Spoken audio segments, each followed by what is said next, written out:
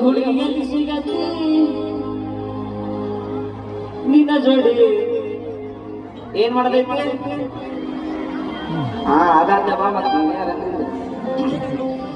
ಹುಡುಗಿಯಲ್ಲಿ ಸಿಗತಿ ನಿನ್ನ ಜೋಡಿ ಮಾತಾಡೋದೈತಿ